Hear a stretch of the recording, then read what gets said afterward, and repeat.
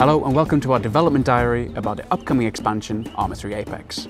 This time last year we revealed our first look at Tanoa, a new Pacific Island terrain. Now we'd like to explore the armed conflict itself, looking at its weapons, vehicles and factions, plus take a first look at the new multiplayer co-op campaign. Enjoy!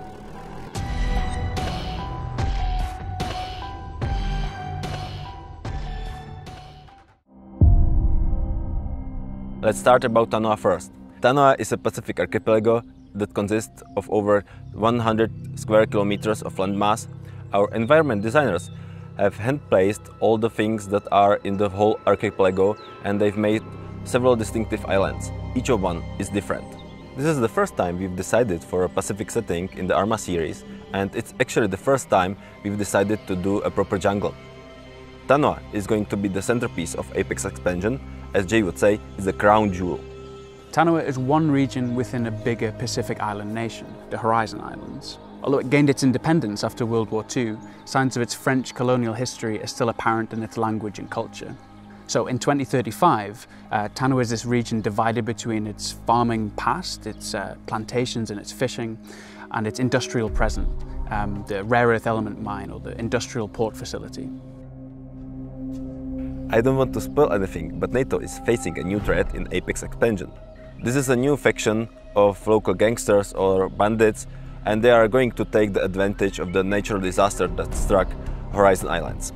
And obviously, CSAT will appear again to provide some volatile fuel to the mix. Syndicate's the name of a criminal organisation with deep roots on Tanoa, and they run illicit operations in the Horizon Islands and in the broader region. In the bigger picture, we see our main factions manoeuvring for strategic position in the Pacific. So on the one hand, we've got CSAT, who are looking to expand their strategic influence in a region which is traditionally looked towards the West for support. And on the other, we've got a US-led NATO task force who are conducting this training operation in the area as a kind of a show of force. Although Apex is mainly about the new environment, we aim to expand even the other aspect of the game too. That means there's going to be plenty of new vehicles, weapons and equipment. We think about the weapons in Apex as an interesting mix of old meets new. So our setting sees our paramilitary criminal faction armed with some pretty classic weapons, things that we know our community have been looking forward to see in Arma for a while. But then we have our main factions and their special forces. And these guys, they deploy with the state-of-the-art, cutting-edge equipment and gear. Syndicate basically consists of local inhabitants who have gone rogue. This faction uses some old but reliable weapons our players know the best, like AKs, RPGs and stuff like that. Our NATO Special Forces faction, the CTRG, they're armed with a new weapon and special gear. So their weapon is the SPAR 16. That's a new assault rifle that comes in a bunch of different variants and has new accessories as well as compatibility with our existing ones. I hope I won't spoil anything if I mention that the new weapon of CSAT is of Chinese origin. The new lightweight CAR-95 is a Pacific replacement of Katiba, and it uses small caliber, high velocity bullets. And it comes in all variants, including the drum magazine light support weapon. And there are a few uniforms and weapons that we are not revealing yet, as we want them to be a surprise for the players who are going to play the co-op campaign. Of course, we already have a pool of weapons and vehicles and characters which we really want to keep relevant for Tanoa. To achieve that, we've created some new camouflage patterns for NATO and CSAT, which are suited to the local environment.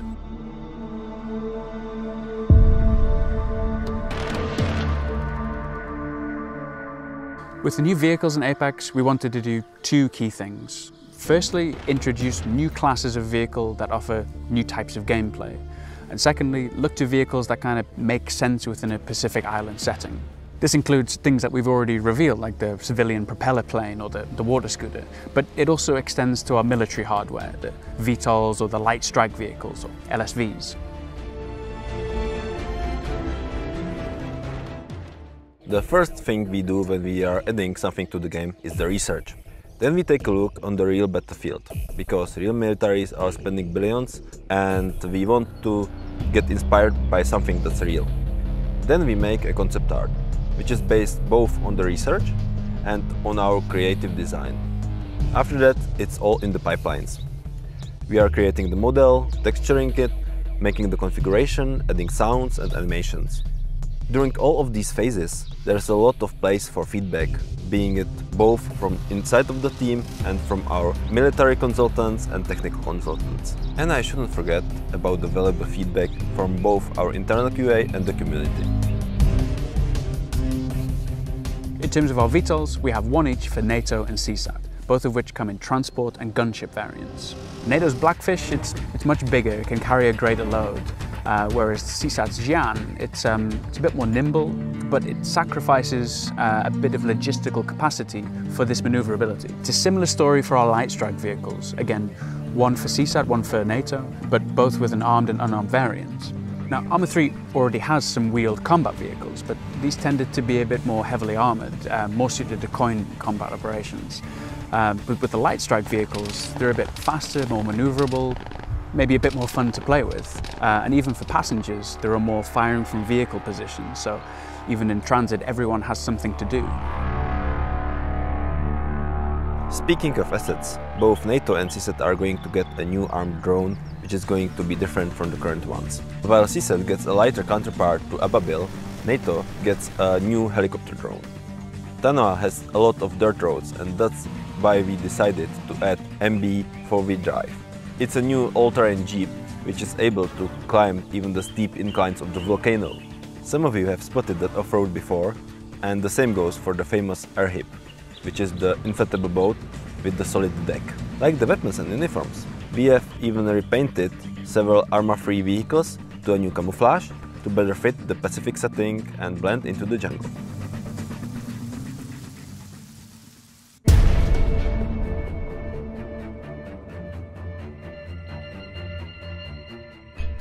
We don't want to give too much away in terms of what happens in the multiplayer co-op campaign, but we can definitely say it's connected to the events of the East Wind, which was the original Arma 3 campaign. The global situation still sees NATO and CSAT locked in this proxy war, this battle to get strategic influence. But meanwhile on Tanoa, there's been this natural disaster, and that's opened a window for some criminality and some lawlessness. So to help prevent a humanitarian disaster, the CTRG unit, the players team, they're deployed to the region to help out, to stabilize the situation. But when they get there, they find that the enemy that they encounter is perhaps a little more well supported, a little bit better trained than they originally thought. It's all up to you to decide. You may either play on your own or team up with friends and join the 4-man squad in multiplayer. And if you are getting stuck in the mission, or your friend is, it's easy to join him in progress. But beware, all the missions should scale in difficulty based on number of players to keep you always on the edge. We aim to make it manageable for a player to finish the whole campaign in one session, which is roughly 6 to 8 hours. In our multiplayer testing, we discovered that the player's approach really changes their experience of the missions. So our military advisor, our designers were playing one of their missions with him, and he took a very slow and tactical, methodical approach. They ended up playing for about 90 minutes in a scenario which usually takes around 30. But I think they had a lot of fun, and that's kind of the beauty of Arma.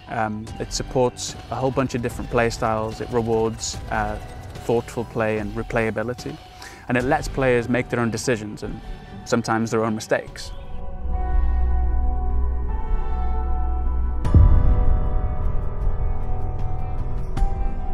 We've been talking all the time about the creations on our side, but it's just one part of Arma 3. Our community of content creators has quite a lot to look forward to as well.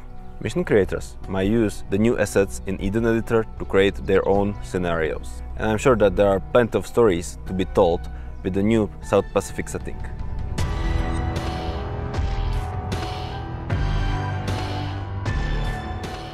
We've kind of been working towards Apex for quite a while now. I mean, really our development started in 2014 with Zeus and with Bootcamp. And then we can look through Marksman and Helicopters and Nexus and Eden and all of the other platform updates along the road. And it actually kind of relates to why we chose the name Apex, Arma 3 Apex. We really do see it as like the pinnacle point of our development over the last 3 years. So many interesting new gameplay features and platform updates have contributed to what this is going to be, the best release of an Arma game that we've ever seen. For us, Arma 3 is both the game and the platform. And even after Apex, Arma 3 still has a long future ahead.